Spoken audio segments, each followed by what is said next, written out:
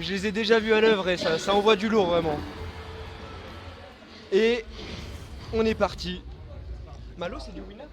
Ouais. Ok.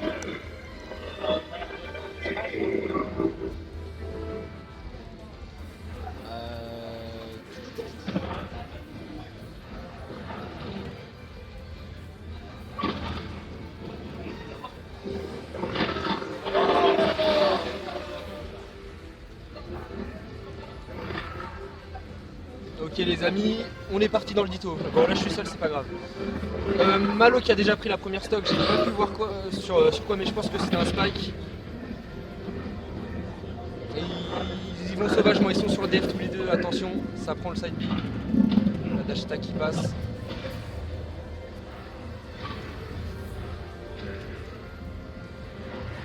Malo qui domine vraiment cette première game.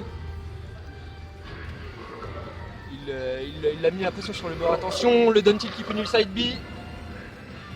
Ça ne va pas aboutir. Ça n'aboutit pas. Attention, le side B. Et la chop suicide qui est clairement à l'avantage de Malo qui avait une stock d'avance. Et clairement plus de 100%. Non, c'est vraiment à son avantage. C'est bien joué de sa part. Les compteurs sont lancés. Mais Malo une stock d'avance, il a l'avantage. Il a tenté de partir sur une petite phase. Le nerf qui touche. Le smash qui ne prendra pas le 2-frame. Je reste perplexe face au Ditto. C'est très bourrin. Voilà, ça charge des gros smash dans le vide. Et on peut dire que ça les piffe mais que ça touche quoi. Voilà, yes, c'est parti. Donc alors on en est où? Excusez-moi pour mon absence. Malo qui prend la première game de manière assez autoritaire. Alors, chiffre de gauche. Alors de ce que je sais quand même, on a deux joueurs qui ont quand même globalement un niveau très proche. Donc c'est pareil, je sais que à mon avis cette première game c'est aussi une phase de test. Et on peut avoir de sacrées surprises par la suite. Ouais.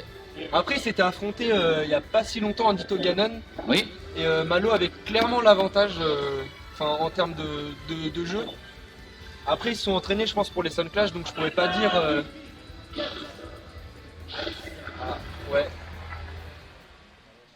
C'est bon. Je ne sais pas mais en tout cas le match continue. Donc et Palutena contre Ganondorf. Abraham qui fuit le Ditto comme un lâche, c'est terrible. Il n'assume pas de cette fête explosée.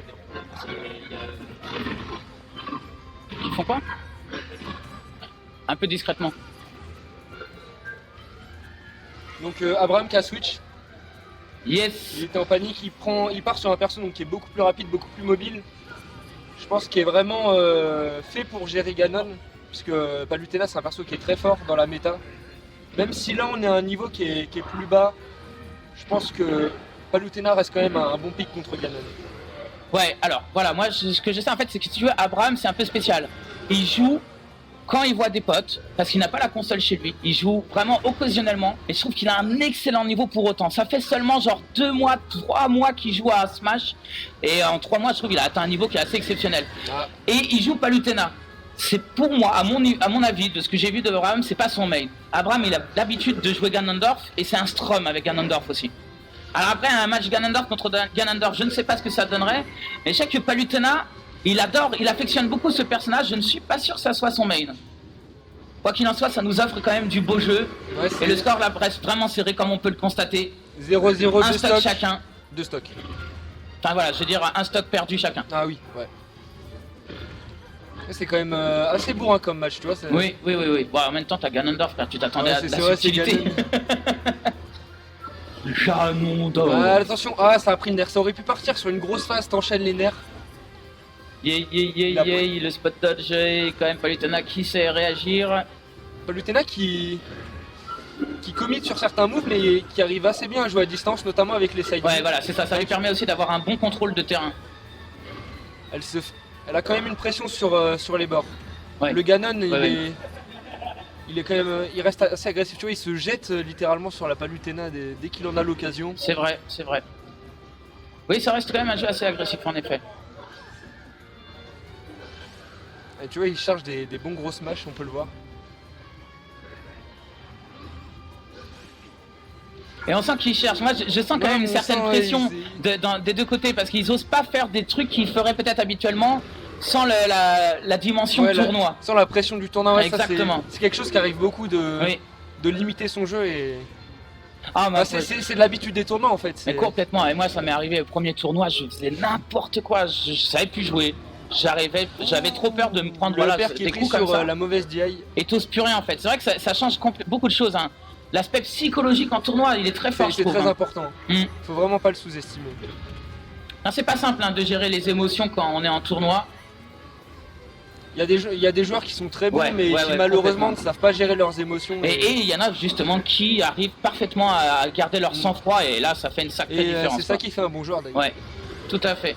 Donc attention, la Ganon qui est plutôt dans une bonne situation, beaucoup de pourcents. Ouais, voilà, et qui a pris quand même un petit avantage, qui ne sort pas pour cette deuxième stock. Il peut profiter de la rage pour tuer vraiment tôt, et le coup qui est bien trouvé. Bien placé, oui, sur un smash comme ça. C'était risqué parce qu'il pouvait continuer à le charger, mais... C'est vrai, ouais, voilà, bien trouvé, bien trouvé. Le timing était joli. Et là quand même... Et le fer prend la game. Et on est sur du BO2. Oui, BO3. BO3, pardon. Abraham qui se gagné les deux. Ouais. Donc Abraham qui se sera bien battu. Voilà, c'est ça, fin du match. Qui est envoyé en Merci messieurs. Abraham, t'en es où?